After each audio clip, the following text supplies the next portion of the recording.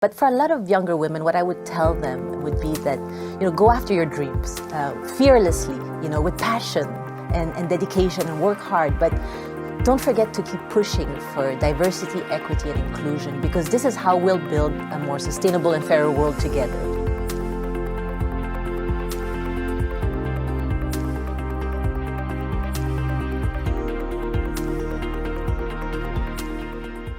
Hello and welcome to The Game Changers, She Talks, brought to you by Credit Suisse. I'm Yvonne Chan.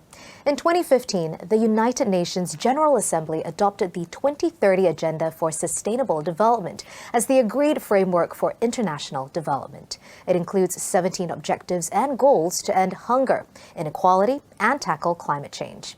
In this video, we shine the spotlight on Goal 5, Gender Equality. UN Women pointed out that gender equality would have a multiplier effect on all global goals. And for this episode, we want to talk about why empowering women is essential to the health and social development of families, communities, and countries. When women are living safe, fulfilled, and productive lives, they can reach their full potential by contributing to the workforce and raising happier and healthier children. Women are also widely recognized as agents of change for their families, communities, and the world. But the CS Gender 3000 report shows that having children can adversely impact women's careers and financial prospects. As such, lowering the barriers that exist is crucial in allowing women to reconcile having both a career and a family. Today, I'm delighted to be joined by an outstanding women entrepreneur, Christine Amour-Levar, a purpose-driven social entrepreneur focused on sustainability, philanthropy, and diversity, equity, and inclusion. A passionate champion of female empowerment and environmental conservation, Christine set up Women on a Mission and Her Planet Earth to take all-female teams on expeditions to support worthy causes. Her Planet Earth aims to raise awareness and funds for underprivileged women affected by climate change, while Women on a Mission aims to empower women who have been subjected to violence and abuse. To date, a total of $1.5 million has been raised for charities that protect our environment and advance the position of women around the world. And we're so happy to have Christine here in studio with us. Hi, Christine. First of all, tell us about your career journey and what strengthened your resolve to become an advocate for female empowerment and environmental conservation. Thank you, Yvonne, for this very warm introduction. It's always a pleasure to see you. Likewise. So happy to talk to you today. So, the journey started for me very early on, and I grew up in the Philippines among very strong women. And it's interesting to note that the Philippines is often referred to as a country of driven women that directly or indirectly control the family unit, businesses, government agencies, and even haciendas or plantation estates. So you've got to remember we have had 2 women presidents, and one of them is one of my heroes, Corazon Aquino. And so when I was growing up, there were a lot of examples of women in leadership positions in politics and in business. And as I went through life, as well, early on, I was also very aware that there was a lot of inequality and poverty around me in the Philippines. And my mother used to take us siblings as often as she could to try to volunteer with community charity activities. And that really had an effect on us. And I have to say that it instilled in us this kind of duty, that privilege comes with responsibilities. And these are values that I try to and strive to live by every day, and that I hope my 4 children also grow up with. Those are wonderful values to be instilled in you at such a young age. But can you tell us, what is it like being a female leader in Asia, championing Women on a Mission and Her Planet Earth? And are there areas where you think or you see gender parity needs to be reached? So, being a female leader in Asia is very interesting because Asia is, one of the biggest regions in the world, first of all. 60% of the world's population is in this part of the world. And it is also one of the most diverse and culturally rich areas. So depending on where you're working and living, being a leader as a woman is a very different experience. So if you look at the whole region, and look at things like diversity and inclusion, gender equality, it varies greatly depending on the country. So the way we approach progression of women in leadership, for example, or even cultural norms for women and girls' role in society, or access to education, or even how we invite women to join the workforce and remain in the workforce. So it's extremely different. And you probably heard that in earlier this year when the Gender Gap Report came out, the 2021 Gender Gap Report came out, it showed us that at this trajectory, we are really 135 years away from closing the gender gap. And that's very much a reality for many countries in Asia. But what's also interesting to note is that Asia is the home of two of the most gender equal societies in the world, the Philippines and New Zealand. But we also have the other extreme. We have other countries that are way below the global average, like Japan and South Korea, which are actually first world countries. So still a lot of progress needs to be done, and there has been great change and progress over the last few decades. But basically in our part of the world, we just need to continue to push for women in leadership positions at all levels of society, because we need to make more people believe, both men and women, that diversity really does matter. Not just in terms of principle, but because it breeds innovation, and innovation breeds business success in the long term. You raised a really good point. We can't have a conversation about gender equality without mentioning our better half, our spouses, men, right? So where do you think men can come in and really support and push forward this cause for gender equality, Christine? It's a great question, Yvonne, and I love that question because I'm always bringing this up. I want more men to come and support this fight for gender equality. It can't be women always advocating for this. And, men can do that in very, very different, simple ways. The first of all, they should listen to women's groups, and, what are some of the initiatives that we care about, that we're pushing for, and they should listen in a way that inspires trust and respect. I think the second way that men can support is also by sharing their social capital, their connection, their resources in company, opening up their network, and really supporting in that way. And I think the third one, honestly, is that we need more men to champion this cause, not just to be passive, listeners of us advocating for this. Because, a lot of causes like violence against women, inequalities, sexual abuse of women and children are often thought as women's issues. But in fact, they're also men's issues. They're society's issues. And we can't have men be silent about this. We need their full participation. Otherwise, it will be, something that will continue to be, unchecked in our communities and our universities and our societies and organizations. So men really need to step up and come on this partnership journey with us to advocate for more gender equality. It is a partnership journey, isn't it? And you raised such a good point that what is typically known and characterized as or stereotyped as women's issues, like violence and sexual abuse, they're not women's issues. They are society's issues, and no gender should turn a blind eye to it. Absolutely. Right, Christine. Very quickly, too, I want you to talk to me about environmental conversation and your work there. So what is the relationship between female empowerment and climate change? And maybe tell us a bit more about your focus on your efforts with Her Planet Earth. Sure. So the journey for me to set up Her Planet Earth actually started with my first NGO.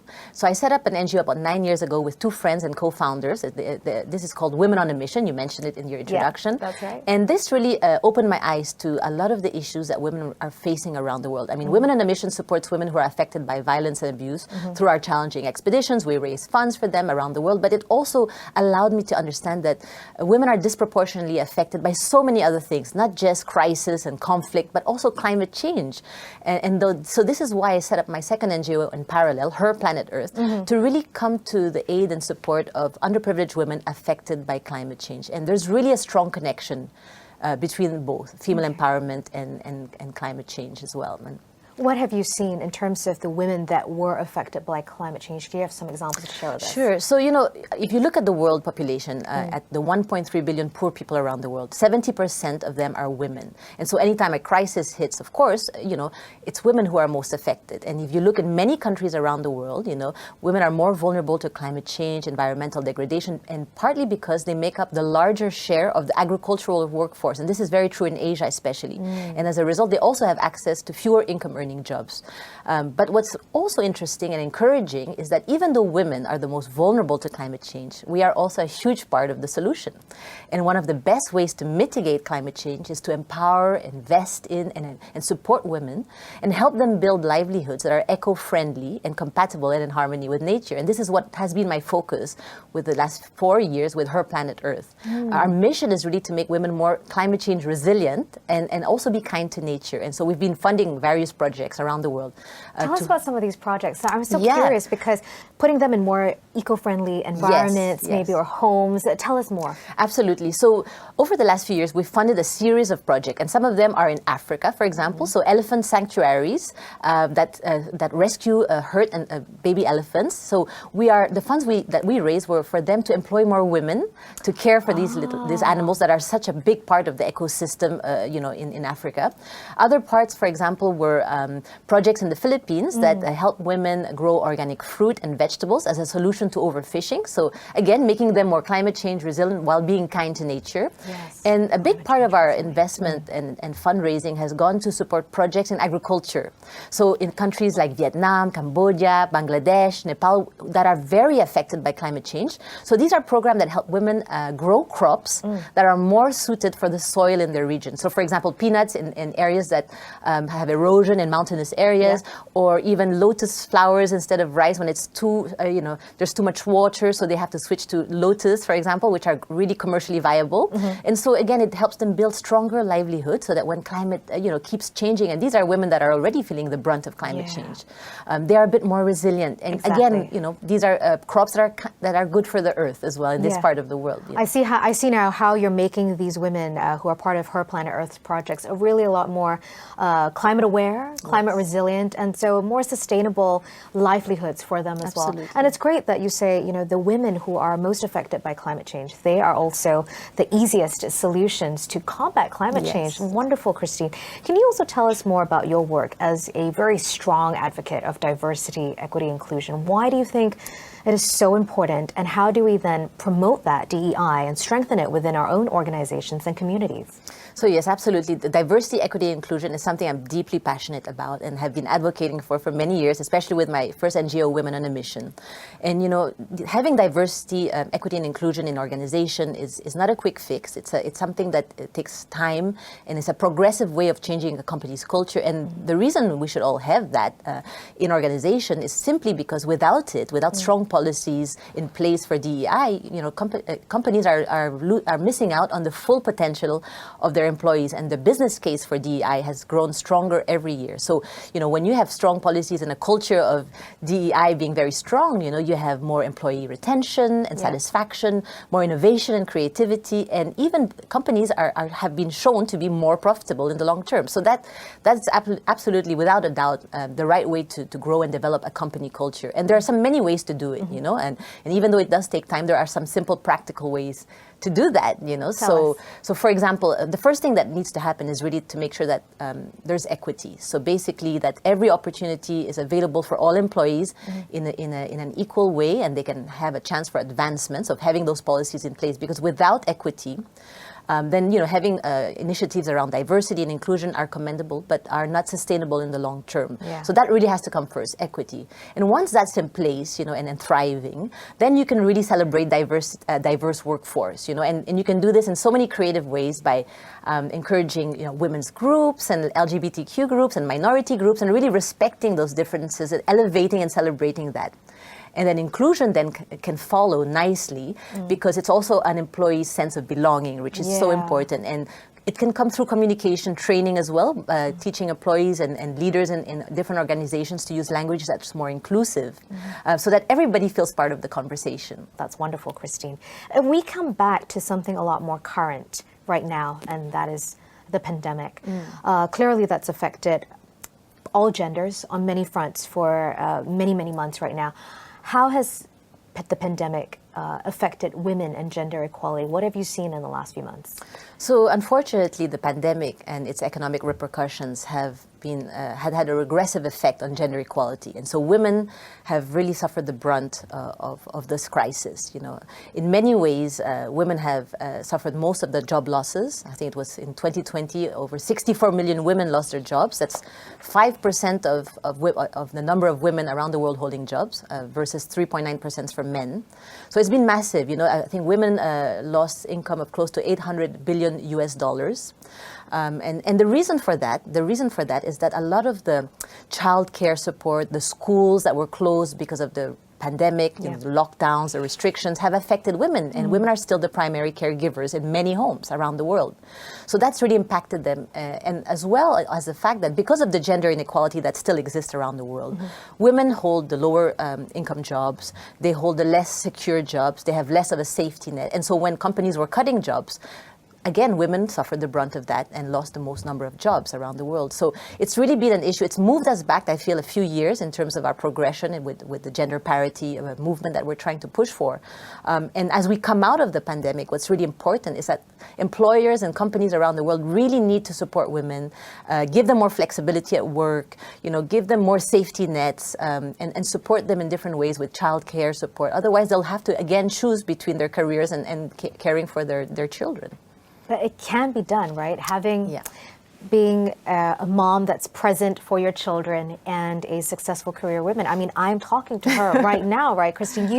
You've been a professional, a marketing professional for over 10 years, working in very many countries around the world. You're a full-time social entrepreneur, championing various causes, and you are a mother of 4. How do you juggle it all and still look this good? Oh, Yvonne, you're too kind.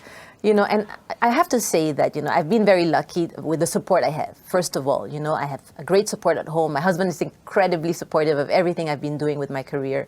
I have a wonderful nanny, you know, I have flexible work hours. And so all that contributes. You know, when my children were a bit younger, my mom used to come over and support me and help me in different ways when I had trips. And I really do think it takes a village to raise a child, you know, that beautiful African proverb. It's not just the parents, it's the extended family and sometimes the community. So that's been a huge help for me, absolutely, and allowed me to do so many things with my life and with my career. Are you instilling your passions and your values into your kids right now? When they know mommy's away on expeditions, you know, raising funds for the underprivileged, what do they say? So you know how it is with kids. I know you have 2 kids too, Yvonne. Two young ones. You can tell them, you know, that you want them to do this or they should do this, but the truth is they watch what you do, you know, as opposed to doing what you tell them to do, right? So I think with me over the years, what I've noticed is that they're aware, you know, they're aware that what I'm doing, and sometimes I hear my kids telling other friends, my mommy helps other mummies, you know. That's so they nice. simplify it. So for them, they're just, you know, mommy's doing her own thing, and I know when she goes on expeditions and she's away from us for a few weeks, you know, she's trying to raise funds. So they have an idea, and you know, nowadays kids are little philanthropists themselves. You know, what I love about the way education is changing is that in a lot of schools, you know, kids get asked to fundraise for different initiatives. And so they understand this whole concept of trying to support people that may not have the same privileges that you have, and that you can do it in different ways through events and expedition and different fundraising activities. So I do feel that philanthropy has moved in many different creative ways, and children understand much more than we think. You know, they watch what we do, and action speaks much louder than words oftentimes. I couldn't agree more. And that is so sweet that they just simplified it, and mommy's helping other mummies, and that's exactly what you're doing. So do you have any advice to younger women who are watching this conversation today? What advice would you give them in terms of, you know, how they shape their careers and if they wanted to make a positive impact in this world? What would you say to them? So, you know, for me, you know, and I have a lot of mentees in my life. I'm lucky to have that. I have mentors and mentees. But for a lot of younger women, what I would tell them would be that, you know, go after your dreams fearlessly, you know, with passion and dedication, and work hard. But don't forget to keep pushing for diversity, equity, and inclusion, because this is how we'll build a more sustainable and fairer world together. And ultimately, I really believe that unless we have more equity in our society, we won't be able to have, you know, a sustainable environment and gender equality and peace even. You know, it affects so many facets of our lives. So that's my message to younger women. You know, go for it. Don't be afraid to shoot really high for what you want to do in your life. But don't forget to push for other women, support other women as well in their career. You know, take them along with you as you rise up.